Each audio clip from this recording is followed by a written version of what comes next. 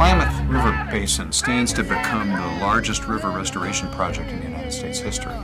Bigger than the Everglades, bigger than anything we've attempted before. There are communities hanging on by a thread. We have got to have some stability. Anybody who's been seriously involved in water issues in this basin has received death threats. Anyone that could kill and murder hundreds of thousands of fish didn't belong here. It's neighbor against neighbor that really breaks my heart. The federal government put them up the river and they created this whole community based on water, and that's a high desert. They were not here, neither were the Coho. Look at the tribal legends. Oh, screw the tribal legends. I think that they still see this as a win for the Indians. I think that that scares them.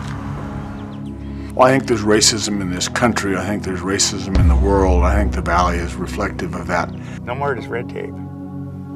We say it's white tape. I don't care if you're a Republican or a Democrat or Tea Party or progressive or green. I don't care. Fix this issue. No one did anything wrong. It's that these decisions all made sense at the time that they were made, but the problem is they overallocated the basin and created bitter disputes. People don't even think about, what am I living on? Whose back am I living on? A dozen different ways to make power, but there's only one Klamath River, and there's only one salmon run that God made. Because you are praying for the wrong thing. You're praying for the pot of gold at the end of the rainbow. You're not praying for the right thing. I truly believe that when the river is restored, we will see our people heal. I can't in good conscience go back to that other place. I can't do it.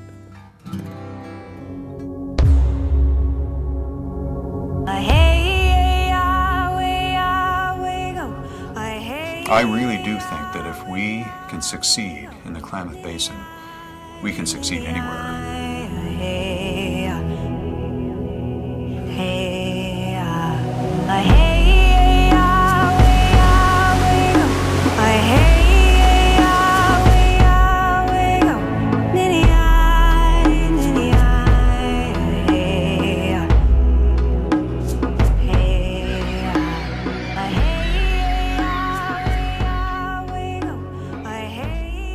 Why should this matter to someone in New York City who doesn't give a rip about fish? I think one reason is because it actually is the American story. It actually is an opportunity for local communities to try to resolve some things.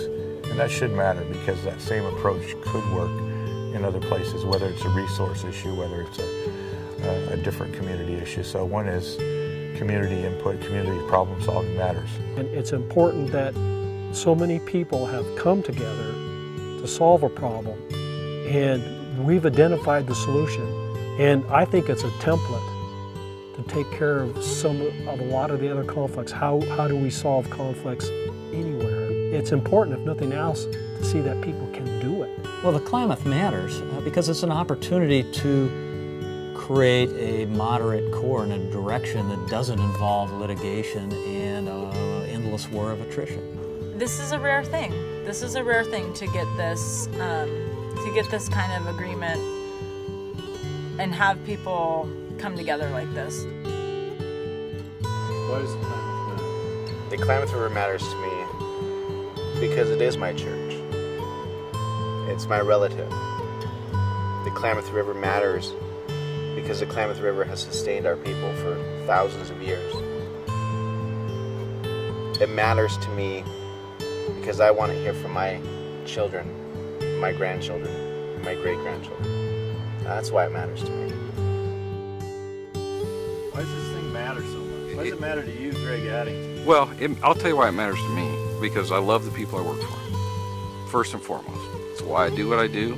I've always done that kind of, I've worked for farmers my whole career. I have an affinity for it. I was raised around it. And it matters to me that we have viable agriculture and a safe food supply and all those things that, you know, probably are cliche. But those truly matter to me. But the other thing that matters is, I mean, does it matter that the federal government made treaties with Indian tribes in 1864? I mean, does that matter today? Does it matter that the federal government promised people if they'd come here and homestead, they'd always have a permanent supply of water?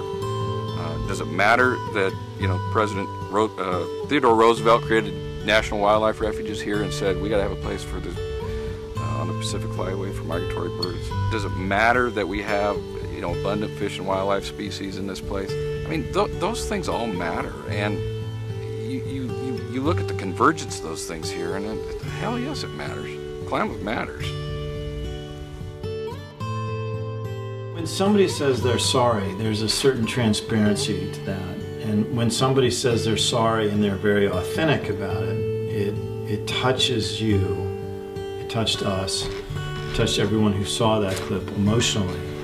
I mean, up to the point of, you'd see that little clip and then there'd be nothing left. I mean, you can't add anything to that. You can't tell a story beyond that. That's the beginning and the end of this incredible journey that this woman, Becky Hyde, has had. And we saw it and we couldn't believe that that's what was there. I mean, we really thought we had found the film and everything else was going to pivot around that. That's not ultimately what happened. Ultimately, that clip couldn't be in the film for the larger story. But it really did influence us on how to tell the story and how to, whether or not we got back to that apology was not as important as make sure we get back to that emotional honesty and credibility the whole time. And I think even though we couldn't use the apology, what you see when you see the whole film is you see that emotional honesty for 90 minutes. We're in the room, and the farmers, after they'd had their water shut off in 2001, were obviously so upset that it took us years to really reconvene in a way that was meaningful. We lost years of time in creating relationships with one another, which is sad. But we had come back to the table and been in meetings for a long, long time, and we had reached this point where the farmers in the room were actually honestly asking Alan Foreman, who was the chairman of the Klamath tribes at that time, what is it that, you know, how are we going to make this right? So we have this problem with the fish. How do we fix it? How do we do it? So the farmers were saying, well, can we figure out how to pay you for the fish that were lost? We'll just like put a monetary value on it and we'll pay you a certain amount. What's the value of a fish, you know? So in some ways, to people who are fish people, they'd say that's ridiculous, you know? But they were actually trying to figure out, something's wrong here. Something went wrong here. How do we fix it? I was in those meetings, and Levi was a baby at that time. And I said to Chairman Foreman, I said, what would it mean if somebody just said they were sorry? And he started to tear up in this meeting. It was mostly men, you know, it was like probably 15, 20 people in this.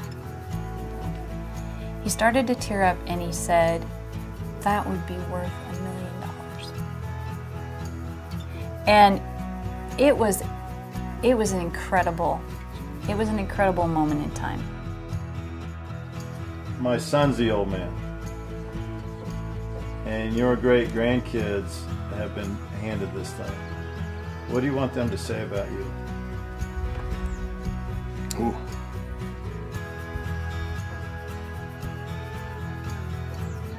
Ooh.